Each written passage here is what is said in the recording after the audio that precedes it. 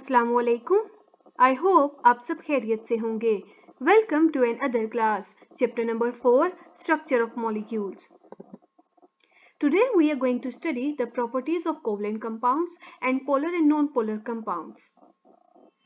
Starting from covalent compounds, what are covalent compounds? The compounds which contain covalent bond in them, they are called as covalent compounds. यानी कि ऐसे compounds that are formed by sharing of electrons between the atoms. तो covalent compounds they are made up of molecules, यानी कि जब कभी भी एक कंपाउंड बनेगा वो इंडिपेंडेंटली एग्जिस्ट कर सकता है। और ये कंपाउंड कैसे बनेगा? By sharing of electrons. जैसे hydrogen do sharing between itself and forms a hydrogen gas, a molecule. It can exist independently, यानी कि इसी तरीके से H2 की फॉर्म में ये एयर में एग्जिस्ट करता है। If we look at its strength, the covalent bond is generally regarded as weaker than ionic bond. Ionic bond is strong as compared to covalent bond. क्योंकि covalent bond में sharing of electron है, इसीलिए इसको weak consider किया जाता है as compared to ionic bond. Ionic bond की strength ज़्यादा है। और covalent compounds usually they are made up of non-metals which can be 2 or more than 2.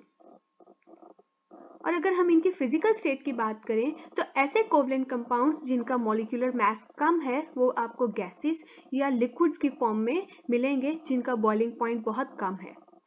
और ऐसे covalent compounds that have very high molecular mass it they exist in the form of solids. Let's look at the example. We have methane CH4।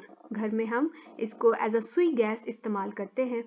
It exists in gas form and have two different non-metals, carbon and hydrogen. The molecular mass of CH4 is 16 gram per mole. यानी कि कम molecular mass होने की वजह से methane is a gas. वहीं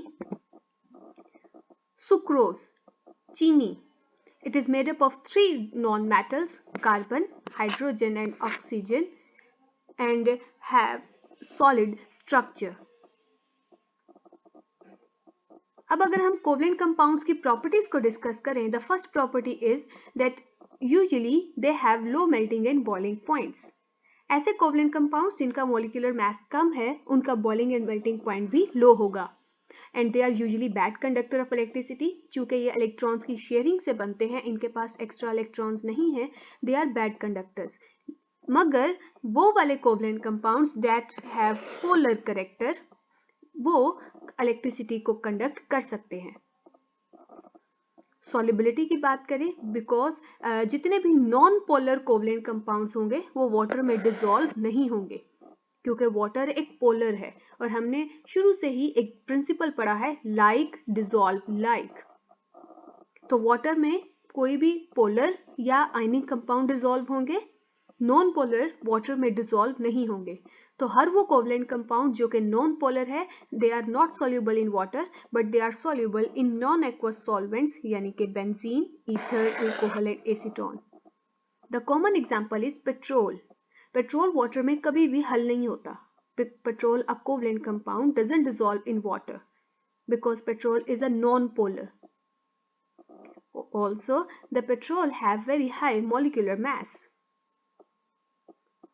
इसके अलावा वो वाले covalent compounds that have very high molecular mass, they exist in the form of crystals. Last में भी हमने आयनिक कंपाउंड्स में देखा था क्रिस्टल्स फॉर्मेशन। इसी तरह से कोवलेंट कंपाउंड्स में भी क्रिस्टल फॉर्मेशन होगी, लेकिन ये ज़रा डिफरेंट होगी। तो कहते हैं कि इनका ऐसे वाले कोवलेंट कंपाउंड्स जिनका मॉलिक्यूलर मास बहुत ज़्यादा है वो वाले कोवलेंट क्रिस्टल्स बनाएंगे।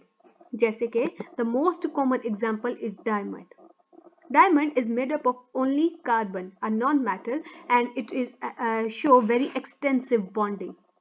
आप देख सकते हैं कि किस तरीके से जो है वो कार्बन्स आपस में अरेंज्ड हैं और इस ही वजह say that the diamond is very hard. तो हाई मॉलिक्यूलर मास होने की वजह से इसको तोड़ना भी मुश्किल है, इसका मेल्टिंग एंड बॉइलिंग पॉइंट भी हाई है और इसकी स्ट्रेंथ भी स्ट्रांग है। तो हमने इस कोवलेंट कंपाउंड्स में दो different types of covalent compounds को डिस्कस करेंगे, which are polar and non polar. Polar ऐसे वाले कोवलेंट कंपाउंड्स जिनमें शेयरिंग ऑफ इलेक्ट्रॉन्स इक्वल नहीं होगी, they will get partial positive and partial negative charge. ऐसे कोवलेंट कंपाउंड्स जिनके पास डिफरेंट मेटल्स होंगे वो पोलर कोवलेंट कंपाउंड्स बनाएंगे। इसी तरीके से नॉन पोलर जो सेम टाइप्स ऑफ एटम्स के दरमियान बनेगा, यानी कि सेम नॉन मेटल्स जब आपस में शेयरिंग करेंगे, they will have equal sharing and they form non polar covalent compounds. Polar covalent compounds are easily soluble in water, जैसे alcohol a polar covalent compound dissolve in water which is also polar, लेकिन oil a non polar covalent compound do not dissolve in water. The second difference is that the polar covalent compounds conduct electricity, क्योंकि हमने यही कहा अभी पीछे भी कि polar covalent compounds के पास चूंकि आयंस मौजूद हैं, उनके पास पार्शियल चार्जेस हैं, they can dissolve in water and they also conduct electricity, जबकि non polar compounds do not conduct electricity क्योंकि उनकी शेयरिंग इक्वल है और कंप्लीट है। इसके अलावा यहाँ एक MCQs है, so you must underline this. The MCQs is on polling scale. Polling a scientist जिसने इलेक्ट्रोनेगेटिविटी के लिए एक रेंज बताई थी, तो उसमें उसने कहा था कि सबसे ज्यादा इलेक्ट्रोनेगेटिव एलिमेंट पूरे पीरियोडिक टेबल में फ्लोरीन है एंड इट्स वैल्यू इज 4। बाकी जितने भी एलिमेंट्स हैं उसकी इलेक्ट्रोनेगेटिविटी फ्लोरीन से कम होगी। So for today we learned what are covalent compounds, what are its different types, which is polar and non-polar. तो अब इन कोवलेंट कंपाउंड्स में हमने इन्हीं की बेसिस पे इसकी प्रॉपर्टीज को डिवाइड किया है। अगर हम नॉन पोलर कोवलेंट कंपाउंड्स को देखें, they usually have low melting and boiling point and they are bad conductor of electricity and they do not dissolve in water.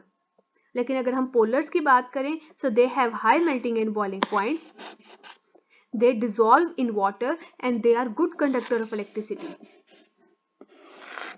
इन्हीं पॉइंट्स को दोबारा उन्होंने एक डिफरेंस की फॉर्म में भी बता दिया है और ये पेपर में एज अ शॉर्ट क्वेश्चन आएगा that what is the difference between polar and non polar compounds. तो पोलर कंपाउंड्स की पहले आप इन दोनों की डेफिनेशन, एक एक एग्जांपल, और उसके बाद आप इसके डिफरेंस लिखेंगे कि पोलर कंपाउंड्स वो हैं that do not that dissolve in water और non polar do not dissolve in water. Polar can conduct electricity, non-polar cannot conduct electricity. Polar have high melting and boiling point, non-polar have low melting and boiling point. So for today, that is the end. Thank you and Allah Hafiz.